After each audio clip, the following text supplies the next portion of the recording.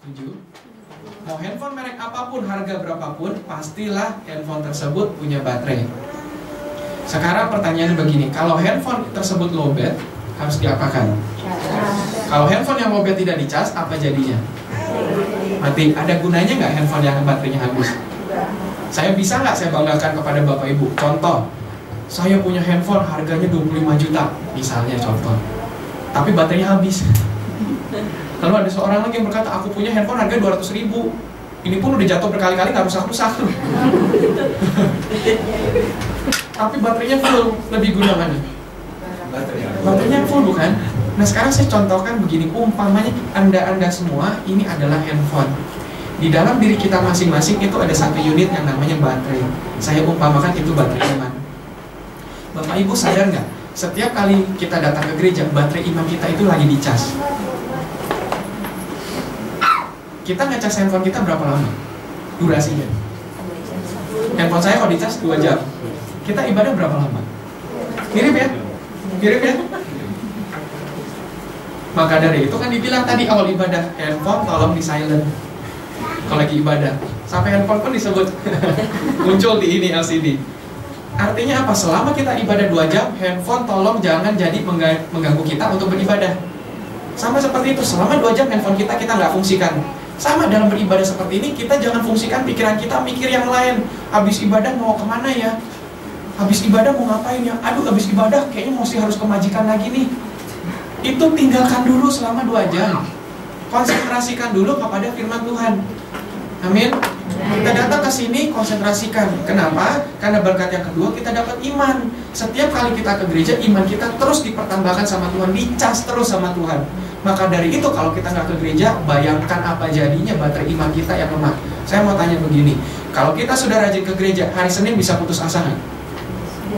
Hari Selasa bisa khawatir nggak? Hari Rabu bisa patah semangat nggak? Nggak usah tunggu hari Rabu deh. Selesai ibadah nih, menginjakan kaki kita di luar, langsung kekhawatiran sudah menyapa kita. Hai Yohanes, ini aku kekhawatiran, sudah menantimu. Iya kan? Kita baru keluar dari gedung ini, bahkan nggak usah keluar deh. Dalam kondisi mendengarkan firman Tuhan sekalipun, kekhawatiran sudah menanti kita. Apalagi kalau kita nggak ke gereja. Ke gereja saja bisa khawatir, apalagi nggak ke gereja, apa jadinya kita? Maka dari itu usahakan datang ke gereja. Sampai kami di pusat, di Mawar Saron Pusat, sampai gembala sidang kita, Pendeta Yakob itu, Nahwai, itu sampai bilang kepada jemaat kita, sudah bertahun-tahun jemaat itu dikasih tahu, moto GBI Mawar Saron adalah apapun yang terjadi, ibadah jalan terus. Sampai dicekokin terus. Awal-awal moto itu mulai perdengarkan, selalu disebut-sebut, ayo moto kita sebut sama-sama, apapun yang terjadi, ibadah jalan terus. Hafal mati. Bahkan kalau perlu sampai nanti keluar dari gereja kepleset kulit pisang, jatuh di tanah, dalam kondisi tergeletak di tanah, ditanya, moto GBI Mawar Saron apa? Masih hafal. Apapun yang terjadi, ibadah jalan terus. Oke, bangun. Nah karena itu sudah dicekokin begitu sampai hafal mati di jemaat kita tuh di Kelapa Gading. Nah lucunya beberapa tahun lalu Jakarta kan sempat dilanda banjir. Sampai kita sebut ada banjir 5 tahunan. Nah waktu itu banjir pertama kali itu, waduh, gereja kita itu kan di kompleknya di Kelapa Gading di Jakarta Utara. Wah banjirnya itu bener-bener deh. Sampai di kompleks gereja itu banjirnya itu sepaha orang dewasa. Jadi artinya mobil itu akses mobil masuk nggak bisa, mobil gereja mau keluar nggak bisa. Pokoknya lumpuh total. PLN diputus, PAM diputus. Nah udah, waktu itu hari Minggu, kena hari Minggu. Karena Pak Yakob tinggal di pastori kan tinggal turun ke gereja, turun doang kan, nggak perlu dari rumah. Nah udah turun. Nah ibadah kita waktu itu sebelum gedung baru ada, kita ibadah 4 kali, jam 6 pagi, jam 9 pagi, jam 1 siang, jam 5 sore.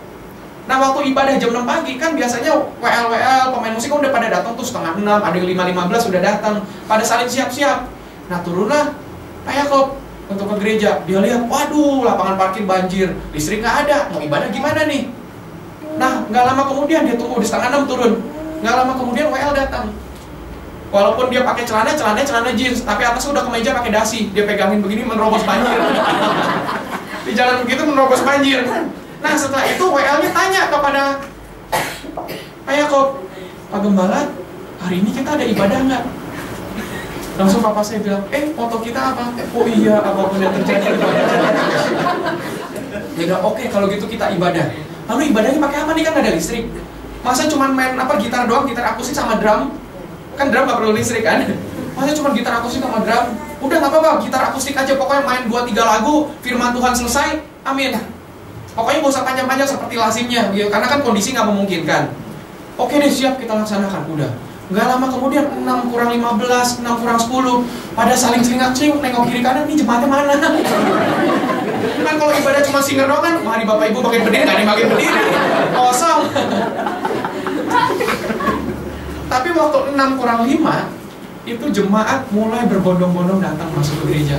Ada encing-encing tua, bahkan dalam kondisi sebanjir sekalipun itu komplit pakai kebaya dan konde. Datang ke gereja naik perahu karet. Ternyata memang di sebelah sana ada grup penolong lah, kayak tim SAR atau apa gitu, dibantu. Oh nih kasihan nih Cim, mau kemana Cim? Mau ke gereja? Oh yaudah diantar pakai perahu karet, komplit pakai kebaya sama konde. Sampai waktu kita lihat si Cim itu, kita bilang, astaga, ini motonya sampai ngelotok sedemikian rupa. Sampai dia datang ke gereja. Nah singkat cerita, akhirnya kita hitung-hitung nih. Ibadah pagi itu biasanya nih, yang kalau di ibadah pagi yang datang ke gereja itu sekitar 1.500 orang. Pas pagi itu datang 100 orang, kita hitung, ya lumayan deh 100 orang. Lalu ibadah kedua tuh prime time-nya kita, biasanya ibadah yang rame. Waktu ini belum ada gedung baru. Gedung lama kita itu kapasitasnya 2.200, itu sesek. Sampai Pak orang tuh nggak bisa ngangkat tangan begini nih, nggak bisa pokoknya. Udah ngangkat tangan mesti begini. Saking dipadetin begitu, 2.200 orang.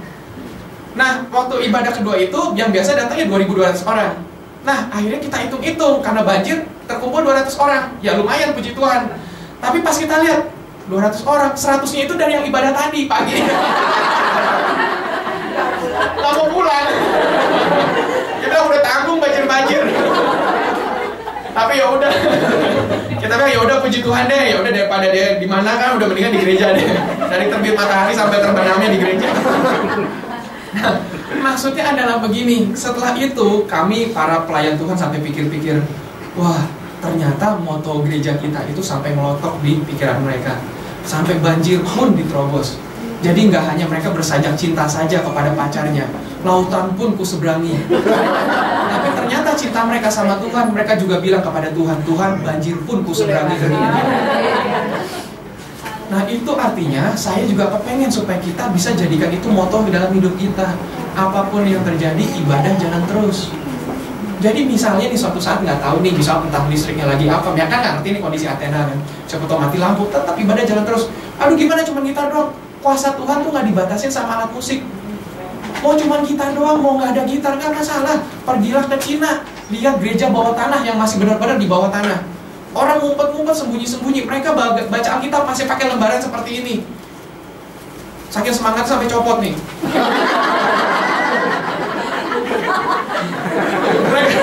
Mereka baca Alkitab di Cina pakai lembaran seperti ini. Tahu nggak, mengurangi kuasa Tuhan.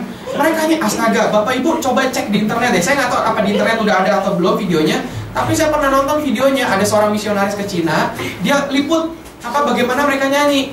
Kalau kita lihat orang Cina asli gereja bawah tanah mereka nyanyi, itu nadanya tuh aduh beda sama kita. Kita nyanyi lagu tuh nadanya enak, merdu banget deh. Kalau mereka nyanyi, karena mereka nggak biasa nyanyi, jadi disuruh ngangkat pujian nggak tahu nadanya seperti apa. Jadi tuh ada yang nyanyi ke sana, ada yang nyanyi ke sini, ada yang ke sana. Tapi di saat mereka nyanyi seperti itu, ada yang nangis, ada yang dilawat Tuhan. Waduh, saya bilang itu makanya kuasa Tuhan nggak dibatasi sama ruangan. Ruangan sekecil ini nggak masalah, Tuhan pun akan hadir. Mau kita pakai di lapangan gede, kalau kita hati